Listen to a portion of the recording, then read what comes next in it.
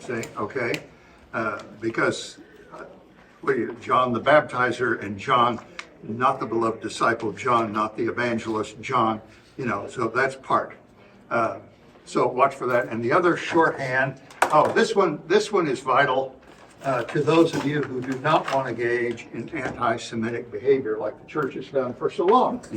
It is a reoccurring phrase throughout all the Gospel of John, the Jews.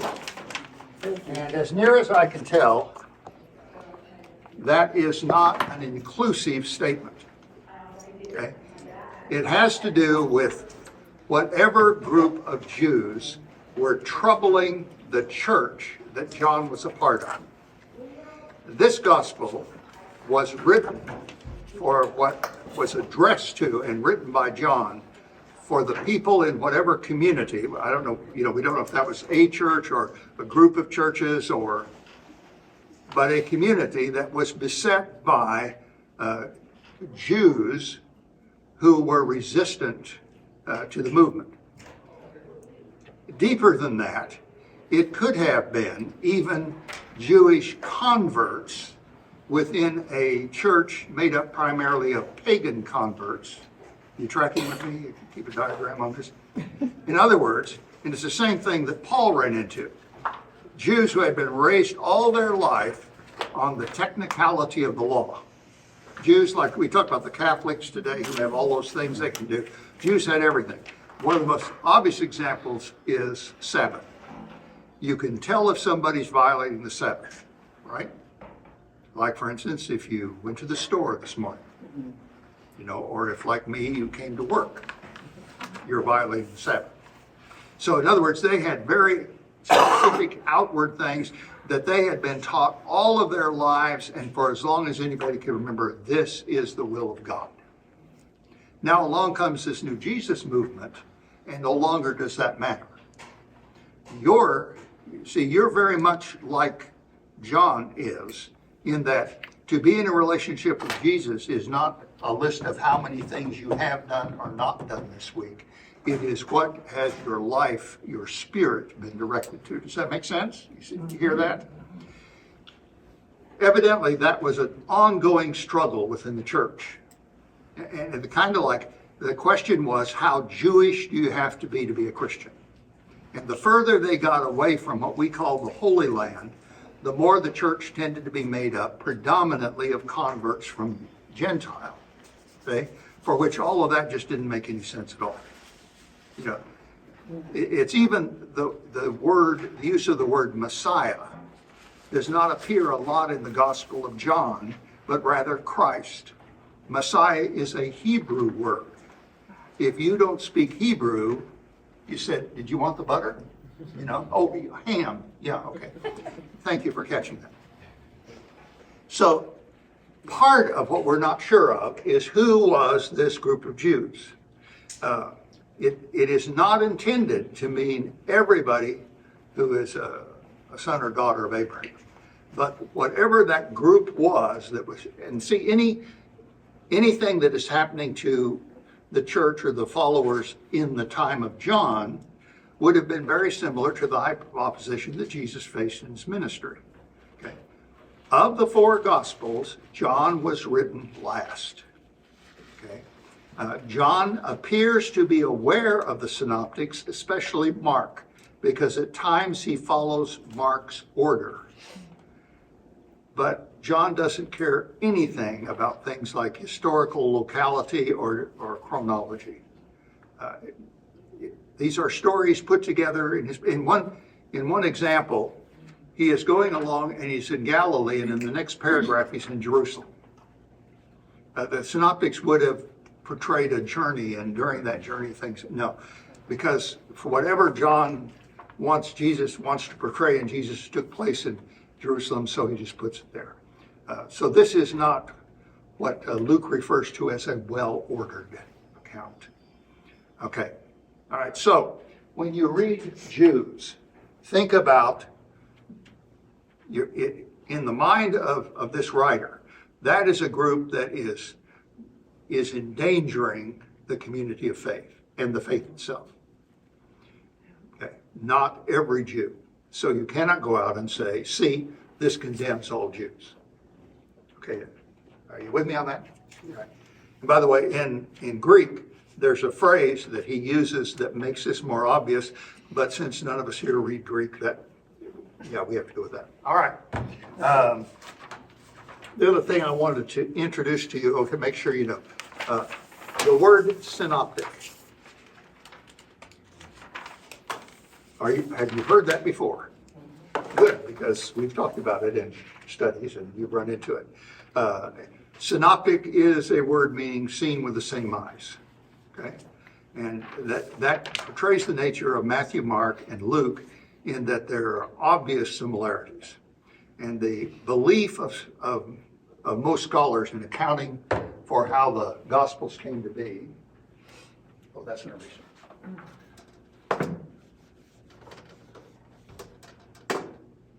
There is an unknown source called Q, which is German for Quelle, meaning source. Don't know who it was, where it came from, how it was collected or passed on. And from that, Mark derived his gospel. Okay.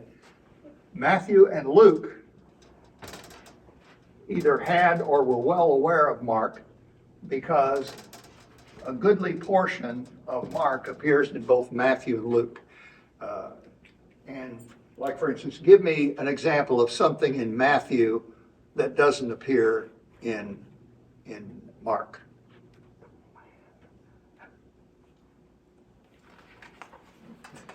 The birth of Jesus. Birth of Jesus, yes. And that's the whole thing, right? The shepherds going to Bethlehem. No. Thank you, Betsy. Yes.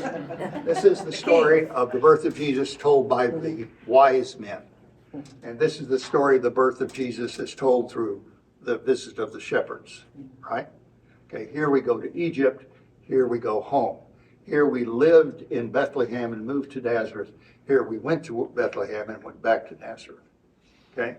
And Mark's account, no birth at all. He just appears, like in the Gospel of John. Behold, John the Baptist was preaching, the wilderness of Jesus appeared. Okay. And then, if you want to account for the other Gospels, over here you write John.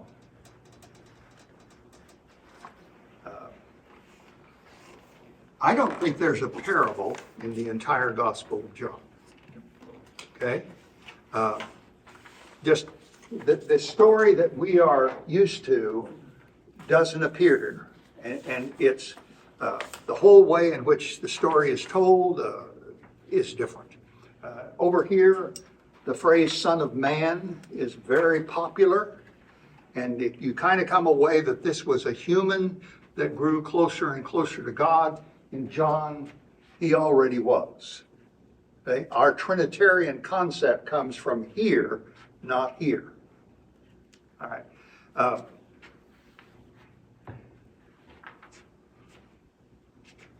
The biggest thing we do wrong with the Gospels, with the Bible, is we want to make all this into one story, right?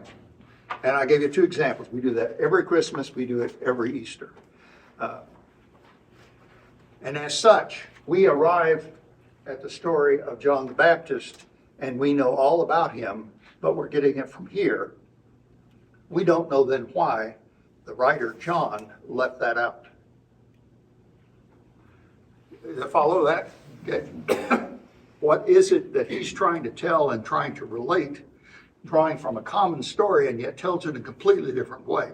If we don't look for that, we won't catch it at all. Every one of these writers, if they are important to us, deserve to be read independently. Okay? All right. Now, are there any questions about that? This means you cannot bring it up ever again in this session. But in any ensuing session, you may. Well, who's Q again? Yes? Q. Who's Q?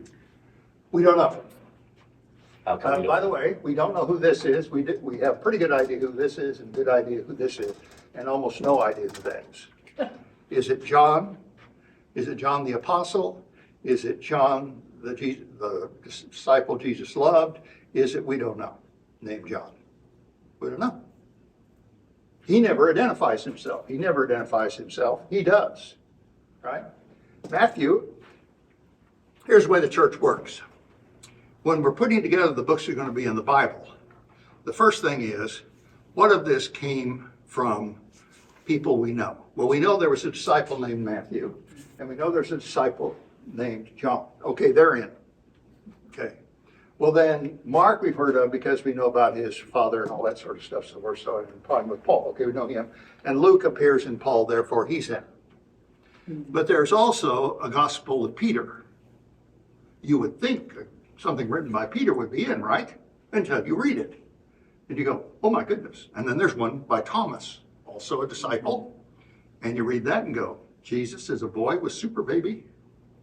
He performs miracles like, the other side kicks the ball towards the soccer goal and it was going straight in, and then he, zaps it and it goes the other way, and you're going, yeah, that's the Jesus I know. Okay. In a lot of cases, the decision is made by the church. Does this fit in with Jesus as we have known him? We got to remember that somebody made that decision. It didn't. This did not come down directly from God through the shipping department of R.R. Donald. Okay? It is, after all, printed in China. Okay, so, all right. By Donnelly. So it's ordained. I get my concern about this is that we treat a writer for what that writer has to say, and that we try to keep ourselves open to what that person is telling us, rather than presuming that we already know from other sources. It doesn't have anything to do with the value or worth of the other sources, but I can't think of a parallel to that. Yeah, okay. So that's, and we do that because, quite frankly, we've been pretty lazy as Christians. We don't study the Bible. We don't hardly read it. And most churches engage in indoctrination. So what is indoctrination? That was a question, by the way. Telling you what to believe. Telling you what to believe. Yeah, exactly. And the church has a vested interest in that, right? You want to become one of us, you need to know what we're about. And if you're going to be one of us, you should agree with us. That's one of the reasons I like being a disciple.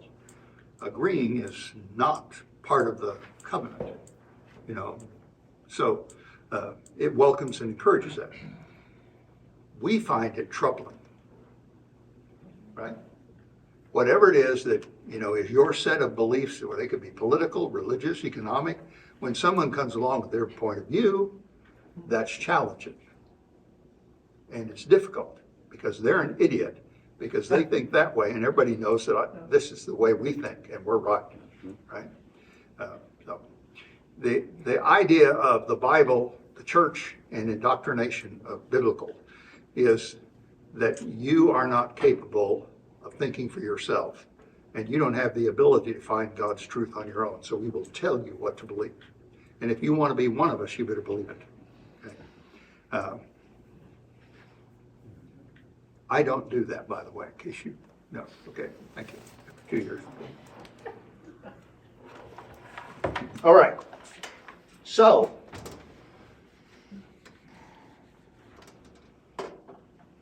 when I was putting this sermon together, I realized I really had to make a confession. I did that. I've never enjoyed John because of his style of the way Jesus speaks. It's just too hard to get through. There's such a double talk, a dualistic language that you just kind of go. And one of the phrases keeps coming up from the audience is something like, well, now he's speaking plainly. Like, oh yeah, that hadn't been too obvious. Or like, now we can understand him, or now it's clear. But my way of understanding that is that concept of John realizes that the way he understands Jesus is from above. And by the way, he doesn't go further than that. You know, it's not like Philippians, where, you know, he gave up equality with God. It came down. Now, John may believe that absolutely, but the way he states it is that Jesus is so close to God that you can't tell it apart. He never claims, you know, that, you know, God, Jesus, Holy Ghost. God. But how can we believe that in that and know what God wants? So in his understanding, Jesus was so amazingly aligned, plugged into, attached to, one with, in harmony with, open to, whatever other descriptions you want to put, that anything that Jesus said, we can take as being God's word. There's not a whole lot of difference there, is there, in the two ways? And I'm not sure why John wanted to keep that separate, but he does. Part of it is, kind of like Mark, it is still an openness for you. You need to respond. And near the end of this, what actually is believed to be the real ending of John, John says, you know, remember the scene with Doubting Thomas? And Jesus says to him, "Blessed are you who believe because you have seen and heard." And then the next line is, "And blessed are those who believe, who have heard." We didn't see. We believe. So then that makes sense of how he wrote the gospel as a series of encounters with witnesses. And they give testimony. That's what you're hearing. And John's belief is that when these people spoke, like with John the Baptist today, that's where you're hearing God's voice. So you can believe.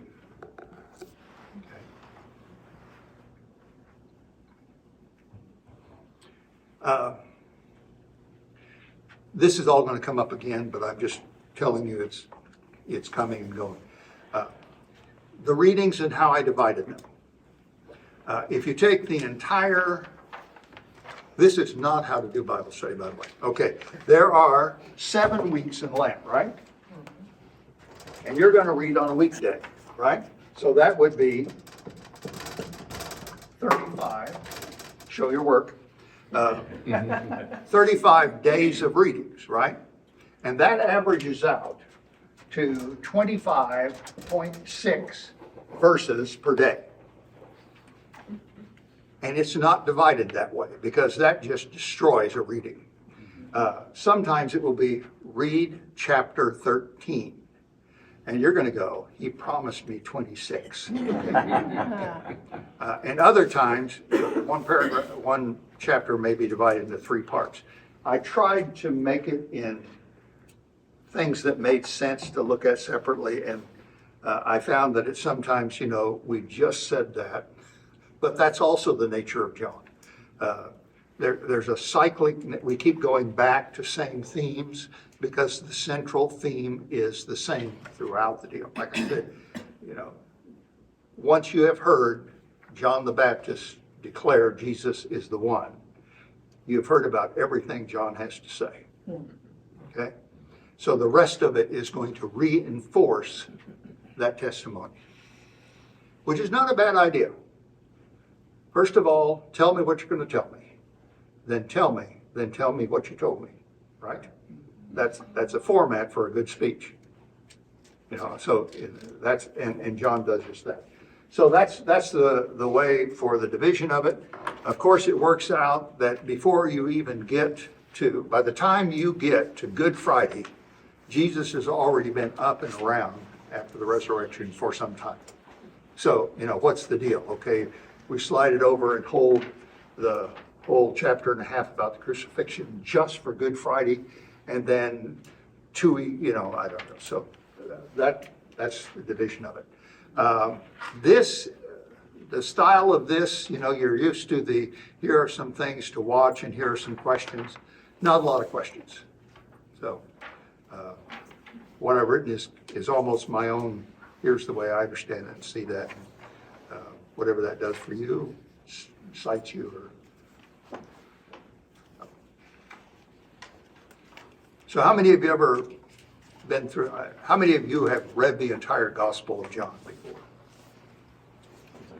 Okay, well, all right. And how many of you work through some sort of a study, either with on your own or with a group? Okay. There are very few things here that that'll surprise you, because these stories have been so much a part of our pattern. But I think this may be the first time that you've looked at it this way. There is one that we'll get to, the story of the woman caught in adultery, which I think is, I'll say it's chapter 8, which in almost, and it notes it in the text, almost every Bible has a footnote that this was not included in the earliest manuscripts that we have of John. Which begs the question, okay, it's a powerful story. Why is it left out? It's, in the words of the church, it's soft on sin. She never repents. Can't have that, can we? So, I mean, and there's a question. I mean, if you think about it, if this all came directly down from God in King James English, how could it have been at one point that story wasn't in there? Who put it in later? And why is it okay for the man to commit adultery, but not the Exactly, woman? exactly. I mean, really? Well, and you know, They're big on women in these. I wouldn't touch that one, would you? You're sitting too close. and what you're saying is one of the problems we have as modern people reading that. I mean, we have trouble just understanding the Jewish obsession with minutia, right? Because that's not the way most of us were raised. Yeah. And so we just don't get it. And what about a society where women were they only had two purposes, and one was to produce male heirs and whatever else came out, okay, so we have somebody caught in adultery. It's a sin for both of them, but only the woman is brought. Okay. If you don't read that in context at the time, you don't get it. And when that woman is brought before Jesus, she doesn't protest at all. She knows. I mean, it's interesting. He also said, go and sin no more. Yeah. And then the other thing that's interesting with John, although it's true of all the other disciples, is generally speaking, these witnesses disappear. They've been brought to the stand, we have heard them testify, and they were dismissed, and we're through with them. The only one that's not true of is Lazarus, which of course does not appear in the first three Gospels. One of the things as you're reading is the things you ought to take note of, is those things where your mind says, I didn't know that. I don't think I've heard that before. Okay, that means you've encountered something. And that probably what has happened is you assume from this putting all the Gospels into the homogenizing tank, that this story goes this way, and in John it goes this way. Then your question is, okay, why did John take it this way? Then what you're doing is learning. Okay? And you're opening yourself to what is God trying to say to you. And see, that's the kind of question you have to ask all the time, since this came from a period that is very different from ours. Okay, what was the issue? What's the issue to God in this deal? Okay, so how is that present today? We would say they were caught in adultery. Okay, and when it's not, then I really don't have anything else for you today, because as you know, you haven't supposed to be. Okay, so this will be our normal pattern. We'll try to meet as quickly in here after church as politely possible, and make sure we'll never go past 12:30. All right, go in peace and enjoy.